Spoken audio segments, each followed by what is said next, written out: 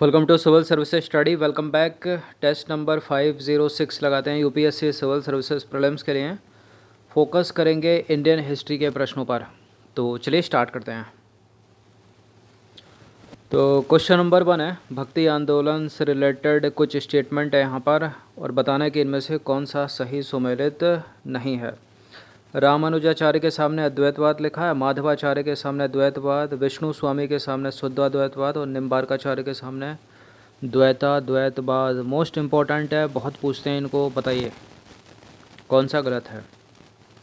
देखिए, माधवाचार्य का संबंध द्वैतवाद से है, करेक्ट है ये। विष्णु स्वामी शुद्धाद्वैतवाद सही है। निम्बार्काचार्य द्वैताद्वैतवाद ये भी सही है। रामानुजाचार्य अद्वैतवाद नहीं है। देखिए, कई बार बताया है राम विशिष्ट, इस तरह से याद करवाया था कि राम विशिष्ट थे, तो रामानुजाचार्य है विशिष्टाद्वैतवाद। तो गलत है पहला वाला स्टेटमेंट, सही नहीं है, पूछना ढूंढना है ना। तो देखिए, कथन एक जो है वो असत्य है, ये है इसका काल, संस्थापक और मत।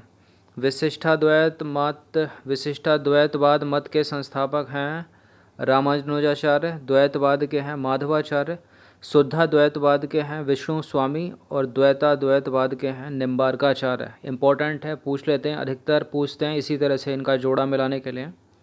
रामानुजाचार्य हैं 12वीं शताब्दी के, माधवाचार्य 13वीं शताब्दी, विष्णु स्वामी 14वीं शताब्दी और 15वीं शताब्दी के हैं निम्बार्काचार्य। ब्रह्म सत्य है और जगत मिथ्या, निम्नलिखित में से किसका मत है। ब्रह्म सत्य है और जगत मिथ्या उन्हीं का मत है जिनका मत है अद्वैतवाद दर्शन, यानी शंकराचार्य। Option number D.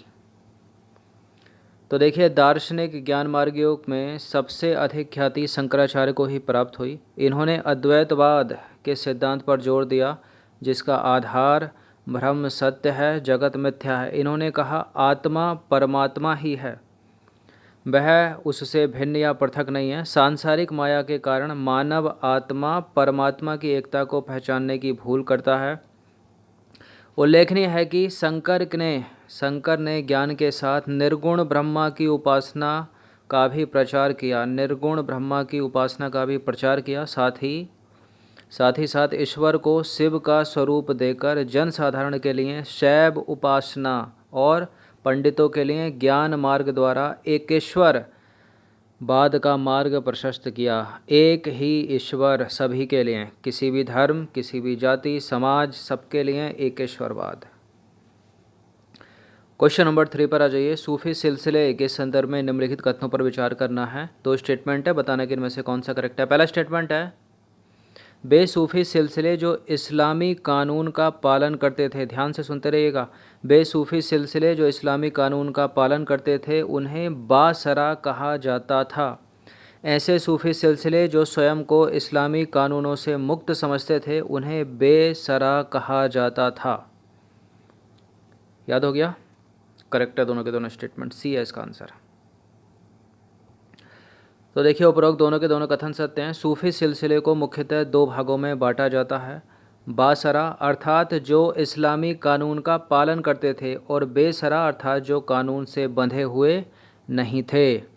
अब देखिए, बेसरा सिलसिलों में घुमक्कड़ सिलसिले आते थे। यद्यपि इन संतों ने किसी नए सिलसिले की स्थापना नहीं की, तथापि उनमें से कई हिंदुओं तथा मुसलमानों के मध्य समान रूप से लोकप्रिय हुए। वो नंबर 4 पर आ जाइए। सूफी सिलसिले के संदर्भ में निम्नलिखित कथनों पर विचार करना है।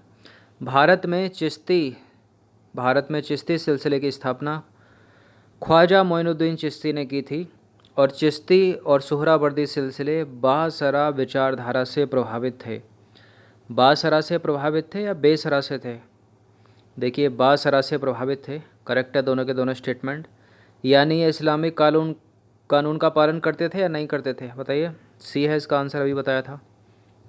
देखिए, दोनों के दोनों करेक्ट हो गए। तो भारत में चिश्ती सिलसिले की स्थापना ख्वाजा मोइनुद्दीन चिश्ती ने की थी, जो पृथ्वीराज चौहान की मृत्यु के बाद भारत आया। 1192 में हो गई थी पृथ्वीराज चौहान की मृत्यु, सेकंड बैटल ऑफ तराइन। तो पहला वाला सही हो गया। कुछ समय तक लाहौर तथा दिल्ली में रहने के पश्चात अंत में वह अजमेर चले गए। वह कौन? ख्वाजा मोइनुद्दीन चिश्ती। देखिए, चिश्ती तथा सुहरावर्दी सिलसिले बासरा विचारधारा से प्रभावित थे, यानी इस्लामी कानूनों का पालन करते थे, और बेसरा इस्लामिक कानूनों का पालन मतलब बंधे नहीं थे उसमें, इस्लामिक कानून में। क्वेश्चन नंबर 5 पर आ जाइए। सूफी संतों के संदर्भ में निम्नलिखित में से कौन सा क्रम सही है? कौन आया सबसे पहले, निजामुद्दीन औलिया या फिर मोइनुद्दीन चिश्ती? अधिकतर मोइनुद्दीन चिश्ती है, तो मोइनुद्दीन चिश्ती ही सबसे पहले, उसके बाद कौन आया? मोइनुद्दीन चिश्ती के बाद कौन आया? निजामुद्दीन औलिया? नहीं, निजामुद्दीन औलिया से भी पहले आ गए थे बख्तियार काकी। तो मोइनुद्दीन चिश्ती आए सबसे पहले, उसके बाद बख्तियार काकी के बाद आए फरीदुद्दीन गज ए सकर, और इनके बाद आए निजामुद्दीन औलिया। ऑप्शन नंबर ए, दिल्ली में जो हजरत निजामुद्दीन की दरगाह है वो इन्हीं की है। तो क्वेश्चन नंबर ए होना जाना चाहिए ना इसका। तो सूफ़ी मतों का देखिए सही क्रम इस प्रकार है। सबसे पहले मोइनुद्दीन चिश्ती आए, उसके बाद आए बख्तियार काकी, उसके बाद आए फरीदुद्दीन गजे सकर, और अंत में निजामुद्दीन औलिया। देखिए, ज्ञात हो कि चिश्ती संतों में सबसे प्रसिद्ध निजामुद्दीन औलिया तथा नसरुद्दीन चिराग देहलवी थे। वे सादगीपूर्ण जीवन व्यतीत करते थे तथा सबसे हिंदवी यानी हिंदी में बात करते थे। कौन कौन? निजामुद्दीन औलिया और नसरुद्दीन चिराग देहलवी। क्वेश्चन नंबर 6 पर आ जाइए। फरीदुद्दीन गजे सकर के संदर्भ में विचार करना है। इनकी गतिविधियों का केंद्र आधुनिक हरियाणा था, और इनके छंदों को सिखों के आदि ग्रंथ में भी शामिल किया गया है। क्या बताइए? फरीदुद्दीन गज सकर, इनकी गतिविधियों का केंद्र आधुनिक हरियाणा करेक्ट है, और इनके छंदों को सिखों के आदि ग्रंथ में शामिल किया गया है। सी है इसका आंसर। तो देखिए, फरीदुद्दीन गज सकर की गतिविधियों के केंद्र हांसी मतलब आधुनिक हरियाणा, और अजोधन यानी पंजाब थे। तो सही है पहला स्टेटमेंट। फरीदुद्दीन गज सकर के उदारवादी दृष्टिकोण के कारण उनके कुछ छंदों को सिखों के आदि ग्रंथ में शामिल कर लिया गया। क्वेश्चन नंबर 7 पर आ जाइए। निम्नलिखित कथनों पर विचार करना है। 2 स्टेटमेंट है यहाँ पर, बताने के इनमें से कौन सा करेक्ट है। पहला स्टेटमेंट है, सूफी संतों के अनुसार क्षमा के माध्यम से ईश्वर से सानिध्य की अनुभूति होती है। सूफी संत अक्सर गायन के लिए हिंदी छंदों का चुनाव करते थे। हिंदी छंदों का करते थे या संस्कृत छंदों का करते थे? हिंदी का ही करते थे। करेक्ट है दोनों के दोनों स्टेटमेंट। सी है इसका आंसर। तो उपरोक्त दोनों के दोनों सही हैं। सूफी संतों ने गायन के माध्यम से जो लोकप्रियता अर्जित की उसे क्षमा कहा जाता था। ऐसा माना जाता था कि क्षमा के माध्यम से ईश्वर से सानिध्य की अनुभूति होती है। सूफी संत अक्सर गायन के लिए हिंदी छंदों का चुनाव करते थे, क्योंकि इस तरह से वे श्रोताओं को अधिक प्रभावित कर सकते थे। क्वेश्चन नंबर 8 पर आ जाइए। इनमें से किस संत को सिद्ध पुरुष कहा जाता था?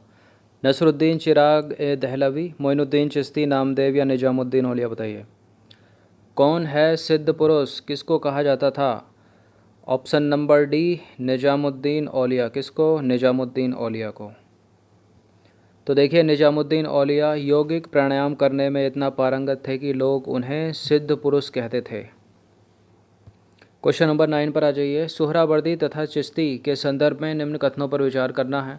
देखिए, सुहरावर्दी तथा चिश्ती सिलसिले भारत में एक दूसरे के समकालीन थे, और चिश्तियों के विपरीत सुहरावर्दी जो संत थे वो गरीबी का जीवन व्यतीत करने में विश्वास करते थे। पहला वाला तो करेक्ट है। सुहरावर्दी तथा चिश्ती सिलसिले भारत में एक दूसरे के समकालीन थे, लेकिन चिश्तियों के विपरीत जो सुहरावर्दी संत थे वो गरीबी का जीवन व्यतीत करने में विश्वास नहीं करते थे। गलत है दूसरा वाला स्टेटमेंट, एलिमिनेट कर दीजिए इसको, केवल एक सही है। तो देखिए, सुहरावर्दी सिलसिले ने भारत में लगभग उसी समय प्रवेश किया था जब चिश्तियों ने किया था, लेकिन उनकी गतिविधियां मुख्य रूप से पंजाब और मुल्तान तक सीमित थीं। इस सिलसिले के प्रसिद्ध संत शेख सुहरावर्दी तथा हमीदुद्दीन नागौरी थे। चिश्तियों के विपरीत सुहरावर्दी संत गरीबी का जीवन बिताने में विश्वास नहीं करते थे। उन्होंने राज्य की सेवा स्वीकार की और उनमें कुछ लोग मजहबी विभाग में ऊंचे पदों पर थे। दूसरी ओर चिश्ती संत राज्य की राजनीति से अलग रहना पसंद करते थे और शाहों तथा अमीरों की संगति से दूर रहते थे। मतलब कुछ ऐसे भी थे। क्वेश्चन नंबर 10 पर आ जाइए। निम्नलिखित में से कौन भारत का सादी के नाम से जाना जाता था? निजामुद्दीन औलिया, शाह आलम बुखारी, बाबा फरीद, अमीर हसन। कौन है भारत का शादी? अमीर हसन, ऑप्शन नंबर बी।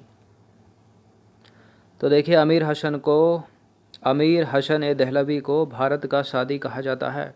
ये सीधा सीधा याद रखिएगा और कोई एक्सप्लेनेशन की आवश्यकता है नहीं इसमें। तो हिस्ट्री में सूफ़ी संत से रिलेटेड ये 10 इंपॉर्टेंट प्रश्न अच्छे से इसका रिवीजन कर लीजिएगा। एक बार तो कर ही लेना, इसके कम से कम 2 से 3 पार्ट बनाने पड़ेंगे तभी कवर होगा। धन्यवाद।